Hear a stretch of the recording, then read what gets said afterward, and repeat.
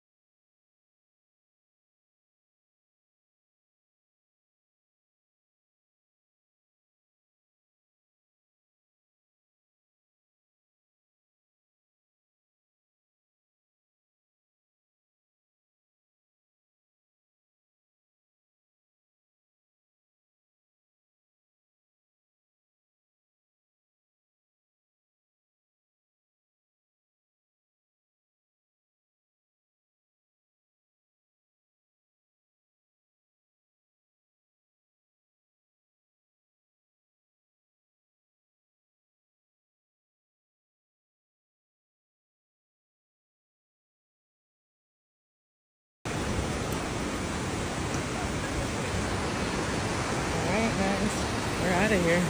Here's where the fucking road broke. We're transporting all the pets, all of our shit.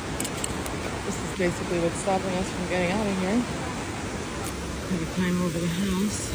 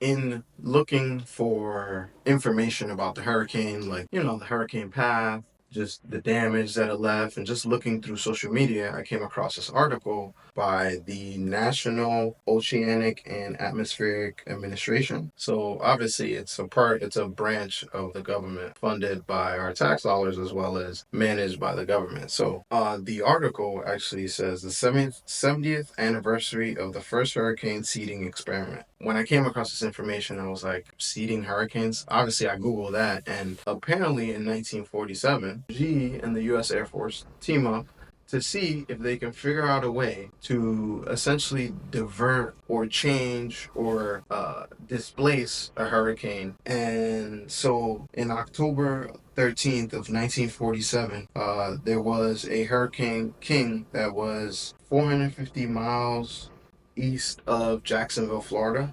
And so they thought it was a pretty good idea, pretty good time.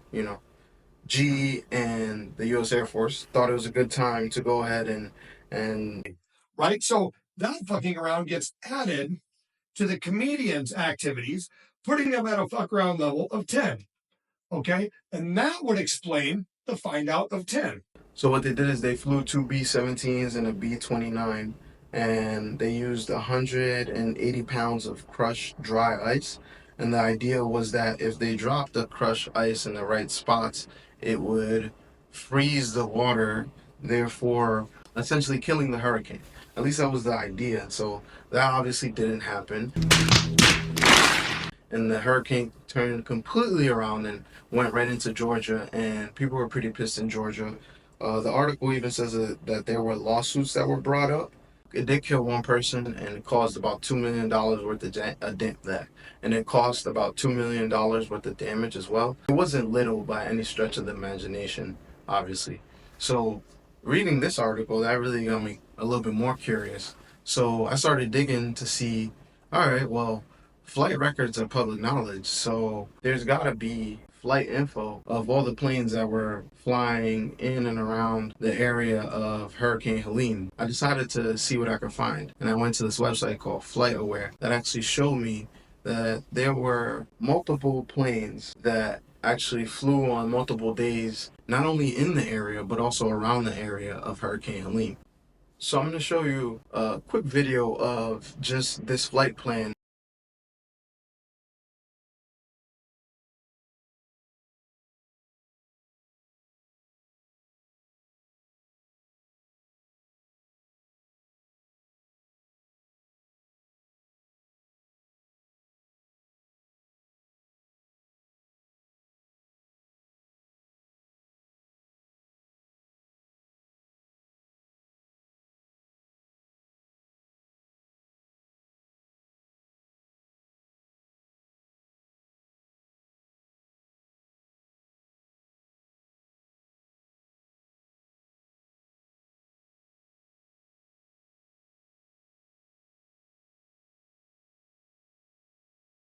So obviously after that video, you can see the planes flew immediately to the hurricane and in the area of the hurricane.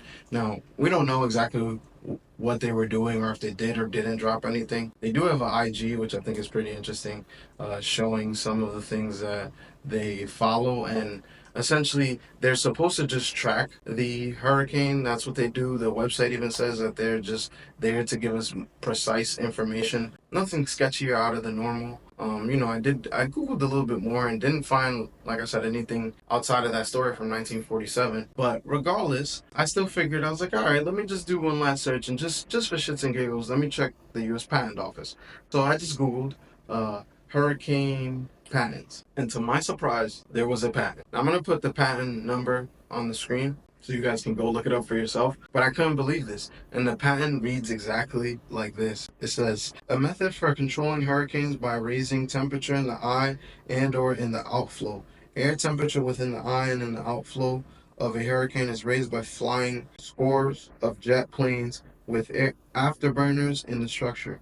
Small changes in temperature on a large scale bring in large changes in other variables on the smaller scale to change the direction and intensity of the hurricane. That method obviously is a little bit different than the method used in 1947, which was just dried ice dropped into the eye of the storm or in certain regions of the eye of the storm. It begs to think who patented this, right? And there is two people's names, which I did look them up, but I couldn't really find anything. Vishal Shah and Savla Morel. I don't even know how to say that. Regardless, those are the two people that are listed as the inventors for the patent. And so when you scroll through, there are some images as well. So obviously, probably just like you, I was astonished that there was even a patent to try to control hurricanes. You would think that that's not possible. Now I'm really generally wondering, like, okay, is NOAA really just watching and tracking the hurricane, or is there something more to it? Just for shits and giggles, I did one more Google search, just looking for countries that either use seeding technology or something similar, and what I found was this video. The UAE is one of the driest countries on Earth, with an annual rainfall of roughly 120 millimeters. As a result, it has to get creative when it comes to finding solutions for water. In the early 2000s, the UAE started performing regular cloud seeding operations.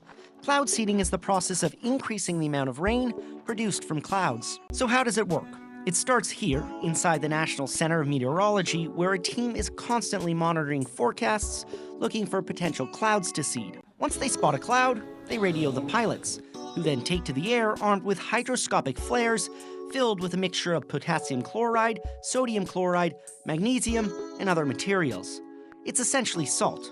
When the plane reaches the right clouds, the pilots release the flares. In 2017, the UAE performed 242 cloud seeding operations. The government is confident the operations are increasing the amount of rainfall, but it's difficult to gauge.